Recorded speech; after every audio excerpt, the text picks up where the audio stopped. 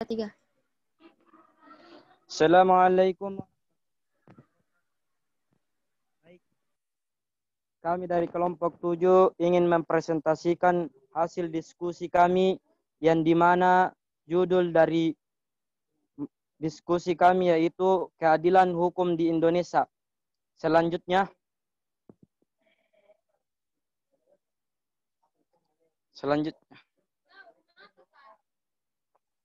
Adapun nama-nama anggota dari kelompok kami, yang pertama Nur Ifni Anggraini, yang kedua Aryadi atau saya sendiri, yang ketiga Rasni Tandiseno, yang keempat Diana Tasoge, dan yang kelima Sahril Ramadhani.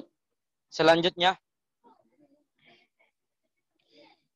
Baik, untuk mempersingkat waktu hari ini, marilah kita beralih ke materi pada kelompok kami, yaitu yang pertama pengertian peradilan hukum yang akan dijelaskan oleh saudari Nur Ifni Anggraini. Saya persilahkan Nur Ifni Anggraini untuk mempresentasikan materi yang pertama ini atau pengertian dari peradilan hukum. Baik, terima kasih atas kesempatannya. Peradilan hukum adalah suatu proses yang dijalankan di pengadilan yang berhubungan dengan tugas memeriksa, memutus, dan mengadili perkara. Sila kelima tersebut mengandung nilai keadilan yang harus terwujud dalam kehidupan bersama.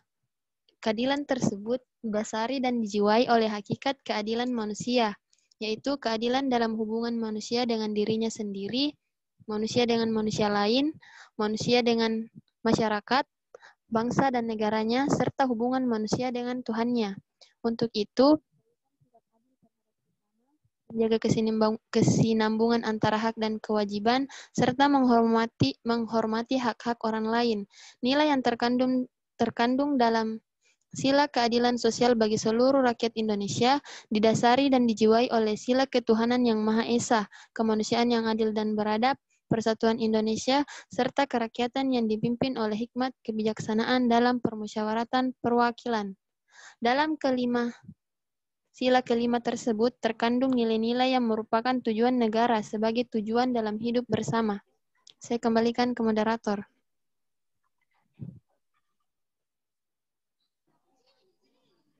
Baik, itulah pada materi pertama dijelaskan oleh saudari Nur Ifni Anggraini. Baik, marilah kita beralih materi yang kedua. Selanjutnya, yang dimana pada materi yang kedua ini yaitu penegakan keadilan hukum di Indonesia yang akan dijelaskan oleh saudari Sahril Ramadhani. Baik, saya persilahkan Sahril Ramadhani untuk menjelaskan materi yang kedua ini. Baik, terima kasih atas kesempatannya. Saya akan menjelaskan yaitu penegakan keadilan hukum di Indonesia. Keadilan sosial berarti keadaan yang seimbang dalam suatu masyarakat. Namun ternyata dalam kenyataannya, sila kelima masih memiliki banyak kekurangan.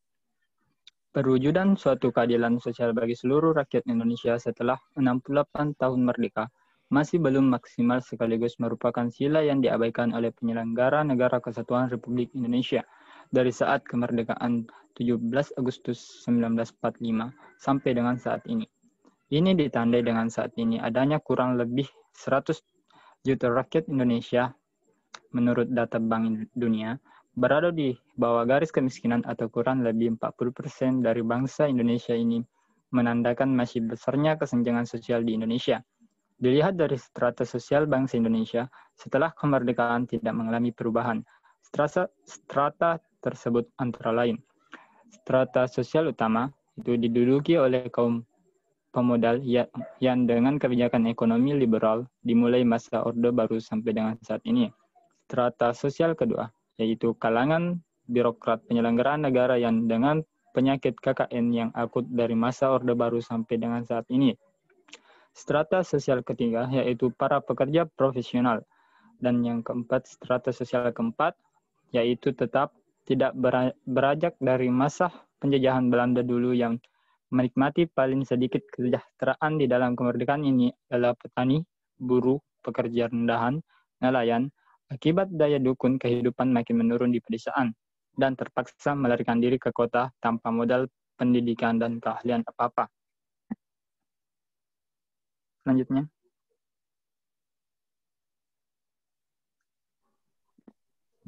Faktor yang menyebabkan keadilan hukum di Indonesia. Yang pertama yaitu tingkat kekayaan seseorang, yaitu tingkatan kekayaan seseorang itu mempengaruhi beberapa lama hukum yang ia terima. Yang kedua, tingkat jabatan seseorang. Orang yang memiliki jabatan tinggi apabila mempunyai masalah selalu penyesalan masalahnya dilakukan dengan segera agar dapat mencegah tindakan hukum yang mungkin bisa dilakukan, tetapi berbeda dengan pegawai rendahan. Pihak kejaksaan pun terkesan mengulur-ngulur janji untuk menyelesaikan kasus tersebut. Nepotisme.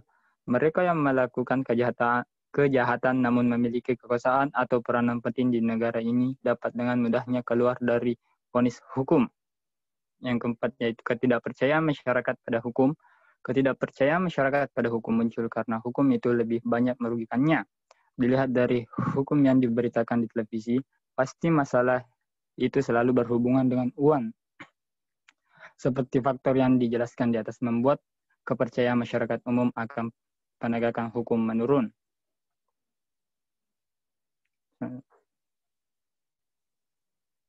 Selanjutnya saya kembalikan ke moderator. Baik, terima kasih atas penjelasan yang diberikan oleh Saudara Sahrul Ramadhani. Baik, untuk selanjutnya pada materi ketiga ini, yaitu masalah penegakan hukum di Indonesia yang akan dijelaskan oleh Saudari Rasni Tandiseno. Saya persilahkan Rasni Tandiseno untuk menjelaskan materi yang ketiga ini, yaitu masalah penegakan hukum di Indonesia. Baik, saya persilahkan. Oke, terima kasih atas kesempatannya. Saya akan menjelaskan masalah penegakan hukum di Indonesia. Kita tahu, perlakuan yang sama di hadapan hukum merupakan suatu penegakan keadilan dalam hukum yang harus diwujudkan demi mencapai tujuan dari sila kelima Pancasila. Kenyataannya, masih banyak masalah dalam penegakan hukum. Di antaranya, yang pertama, masalah utama penegakan hukum di negara-negara berkembang, khususnya di Indonesia, bukanlah pada sistem hukum itu sendiri, melainkan pada kualitas manusia yang menjalankan hukum atau penegak hukum. Masih rendahnya moralitas aparat penegak hukum, hakim, polisi, jaksa, dan advokat, serta judicial corruption yang sudah terlanjur mendarah daging sehingga sampai saat ini sulit sekali diberantas. Selanjutnya, kedua, hukum dan peraturan itu sendiri. Kemungkinan adalah bahwa terjadi ketidakcocokan dalam peraturan perundang-undangan mengenai bidang-bidang kehidupan tertentu. Kemungkinan lain adalah ketidakcocokan antara peraturan perundang-undangan dengan hukum tidak tertulis atau hukum kebiasaan. Kadangkala ketidakserasian antara hukum tertulis dengan hukum kebiasaan dan seterusnya. Ketiga, kesadaran dan kepatuhan hukum dari para warga masyarakat. Namun di pihak lain perlu juga disadari bahwa penegakan hukum bukan tujuan akhir dari proses hukum, melainkan karena keadilan belum tentu tercapai dengan penegakan hukum. Padahal tujuan akhir adalah keadilan. Pernyataan di atas merupakan isyarat bahwa keadilan yang hidup di masyarakat tidak mungkin seragam. Selanjutnya.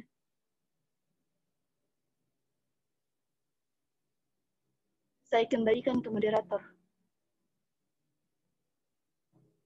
Baik, terima kasih Saudari Rasni Tandiseno menjelaskan materi yang ketiga ini. Baik, marilah kita melanjutkan pada materi yang keempat, yaitu solusi dari keadilan hukum di Indonesia akan dijelaskan oleh Saudari Diana atau Soge. Saya persilahkan Diana untuk menjelaskan pada materi yang keempat ini. Terima kasih atas kesempatan yang diberikan. Saya akan menjelaskan tentang solusi dari masalah penegakan keadilan hukum di Indonesia. Yang pertama, perlunya perbaikan moral terhadap seluruh warga negara Indonesia dan aparatur penegak hukum. Yang kedua, turut andilnya pihak-pihak terkait yaitu kepolisian, kejaksaan, dan kehakiman dalam pensosialisasian hukum ke masyarakat awam yang tidak mengerti hukum. Yang ketiga, penegak hukum seharusnya berjalan tidak semata melihat fakta, akan tetapi menimbang serta melihat latar belakang peristiwa alasan yang menyebabkan terjadinya kejadian tersebut. Yang keempat, hukum harus ditegakkan berdasarkan rasa keadilan yang tinggi, tidak hanya mengikuti aturan, mengikuti hukum dalam konteks perundang-undangan hitam putih semata. Selanjutnya, yang kelima, hakim seharusnya mengikuti perundang-undangan dengan mementingkan rasa keadilan yang seadil-adilnya, sehingga keputusannya dapat memenuhi rasa keadilan yang sebenarnya. Yang keenam, meningkatkan pembinaan integritas, kemampuan atau keterampilan, dan ketertiban serta kesadaran hukum dari pelaksana penegak hukum tentang tugas dan tanggung jawabnya. Yang ketujuh, mencukupi kebutuhan personal, sarana dan prasarana untuk pelaksanaan penegakan hukum. Yang kedelapan, pemberian sanksi yang tegas kepada aparat penegak hukum yang tidak menjalankan tugas dengan semestinya.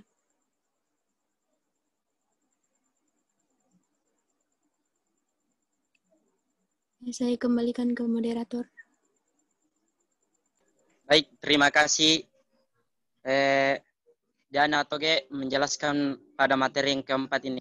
Baik, marilah kita beralih ke materi 5 atau kesimpulan dari makalah atau kesimpulan dari makalah kami, yaitu saya sendiri yang akan menjelaskannya.